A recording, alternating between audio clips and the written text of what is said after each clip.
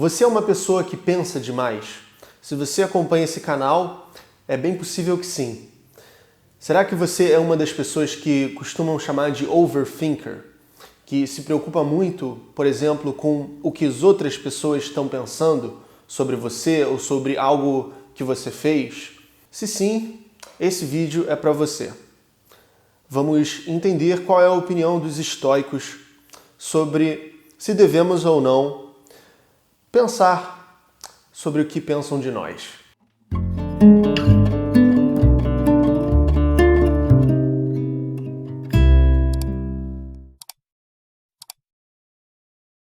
Marco Aurélio, o imperador romano, que foi um estoico, ainda que muitas pessoas hoje, olhando para sua obra Meditações, o considerem mais um eclético do que um estoico no sentido estrito, pois ele também aprendia muito com outros filósofos, como Platão ou Epicuro. E, como vocês talvez já saibam, né, eu próprio me considero um eclético, então eu acho isso muito interessante. Até porque o Marco Aurélio ele não foi um filósofo, né, de profissão nesse sentido, ele foi alguém que estava preocupado com governar o maior império do seu tempo. Era o homem mais poderoso do seu tempo e tinha uma responsabilidade enorme. E essa obra é uma obra circular que era só um caderno de anotações para ele mesmo. Ele anotava os mesmos princípios em diferentes partes, voltando sempre às mesmas ideias para reforçar esse aprendizado nele. Esse aprendizado que ele tirou dos grandes estoicos, como Epiteto, como Zenão, e de outros filósofos, como o próprio Platão, como o próprio Epicuro.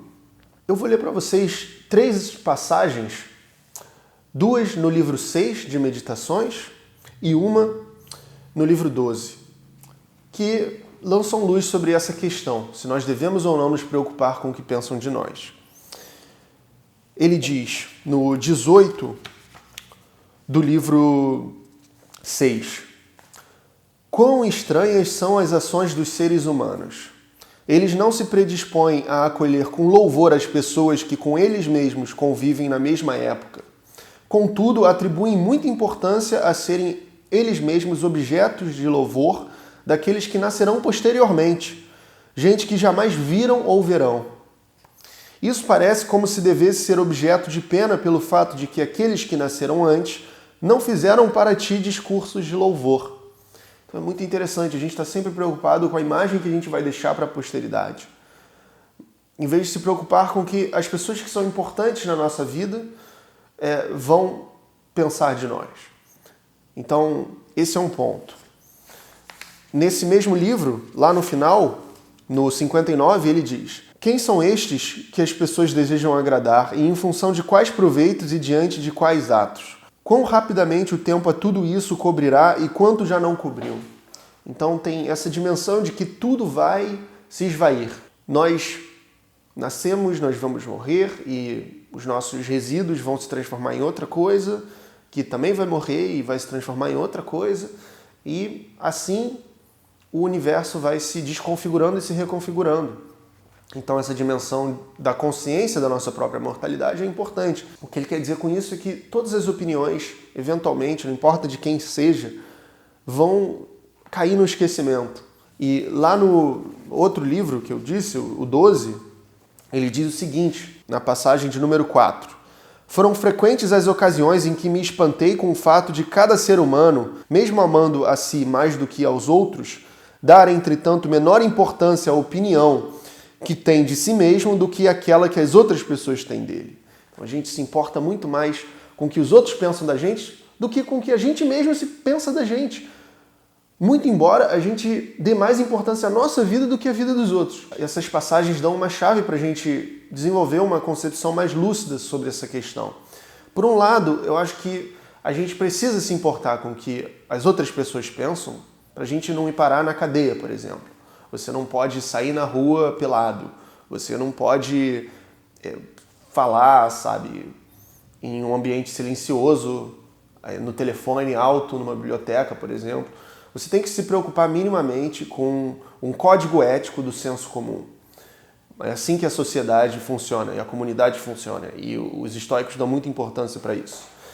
Mas, por outro lado, você não precisa se preocupar demasiadamente com agradar todo mundo, porque isso é impossível. E você deve se preocupar mais em desenvolver uma personalidade própria, um estilo, e não se preocupar com aqueles que não gostam do seu estilo e da sua personalidade vão pensar. Porque você pode inverter o jogo e dizer que, olha, eu também não admiro a personalidade e o estilo dessa pessoa, então por que eu vou me preocupar tanto com isso?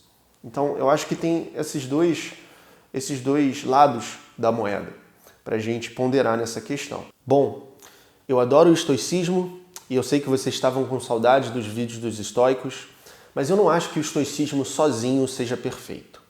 Se você quer viver uma vida com consciência e intenção, certo de suas escolhas, aprendendo com as mais diversas filosofias da história, você não pode faltar o meu evento do dia 4 de setembro. Está chegando. Vai ser um evento online exclusivo com um número limitado de participantes, em que eu vou dar uma mega aula sobre o meu método de ecletismo filosófico e a minha visão particular da filosofia, assim como abrangendo toda a história da filosofia. E se você participar, você também vai ter acesso a um guia de estudo que eu preparei para você que acompanha o meu trabalho por aqui. Tudo que você tem que fazer é clicar no link que está aqui embaixo na descrição e se inscrever no evento entrando no grupo do WhatsApp. É muito simples, você vai ser levado para uma página e quando você clicar em se inscrever, você vai ser direcionado para o grupo. No dia da live, eu vou entregar esse guia de estudo no grupo do WhatsApp para aqueles que participaram. Então, para não esquecer, para manter na agenda, entre no grupo e a gente se vê no dia 4. E antes disso, nos vídeos normais aqui do canal. Para quem quer comprar o Meditações de Marco Aurélio, uma obra fundamental na sua estante de filosofia, tem o link aqui na descrição. Comprando através desse link, você vai estar ajudando esse canal. Então, fica aí a sugestão e a gente se vê no próximo vídeo.